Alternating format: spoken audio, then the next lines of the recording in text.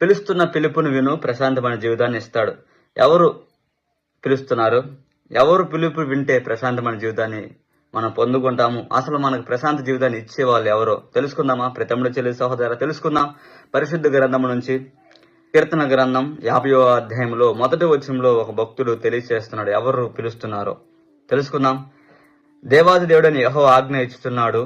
తూర్పు దిక్కు మొదలుకొని పడమటి దిక్కు వరకు భూనివాసులను రమ్మని ఆయన పిలుస్తున్నాడు. ప్రియతముడు చెల్లి సహోదర, దేవుడు పిలుస్తున్నాడు. దేవుడు మౌనంగా ఉండేవాడు కాదు. దేవుడు మాట్లాడేవాడు, పిలిచేవాడు, చూచేవాడు, నీకు స్వరాన్ని వినిపించేవాడుగా ఉన్నాడు. ప్రియతముడు చెల్లి సహోదరా, దేవాది దేవుడు పిలుస్తున్నాడంట. ఎవరిని పిలుస్తున్నాడు? సమస్త ప్రజలను పిలుస్తున్నాడు. ఆయన దగ్గరకు రమ్మని పిలుస్తున్నాడు. ఇదే పిలుపు 2000 సంవత్సరాల క్రితం యేసుక్రీస్తు ప్రభు భూమి మీదకి వచ్చి పిలిచాడు. మత్తయి సువార్తలో 11వ అధ్యాయం 28వ వచనంలో ఉంటుంది. ప్రయాసపడి భారం వస్తున్న సమస్త జనులారా నా యొద్దకు రండి, నేను మీకు విశ్రాంతిని కలుగ చేసేదను అని పిలిచాడు.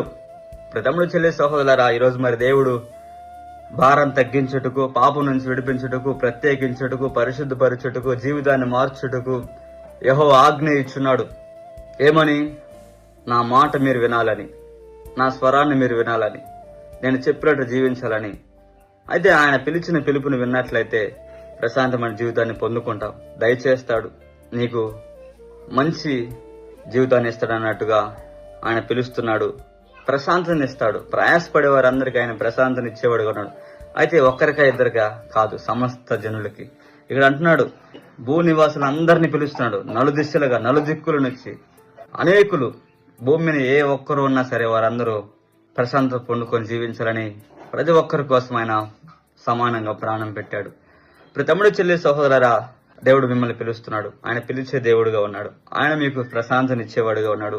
ఆయన పిలిపే ప్రశాంతమైన పిలుపు. ఆయన స్వరమే మిమ్మల్ని మార్చే స్వరము.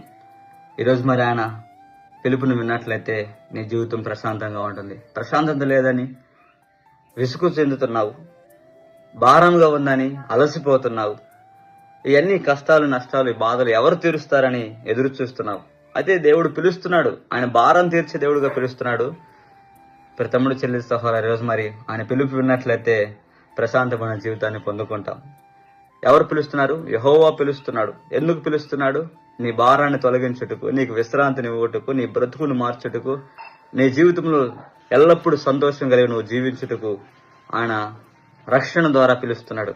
ఈరోజు మరి క్రీస్తు రక్షణ ద్వారా నేను పిలుస్తున్నాడు. ఈరోజు మరి ఆయన రక్షణను మీరు ఆహ్వానించినట్లయితే ఖచ్చితంగా దేవుడు మీతో ఉండి మీకు ప్రశాంతతని, మీకు సమాధానాన్ని, మీకు సంతోషాన్ని, ఆనందాన్ని అనుగ్రహించి మీ భారాన్ని తొలగించి మీకు తోడుగా ఉండే దేవుడుగా ఉన్నాడు. ప్రియతముడు చెల్లి సహోదరు, ఈరోజు మరి ఈ పిలుపుని విన్నట్లయితే నీ జీవితం ప్రశాంతంగా ఉంటుంది.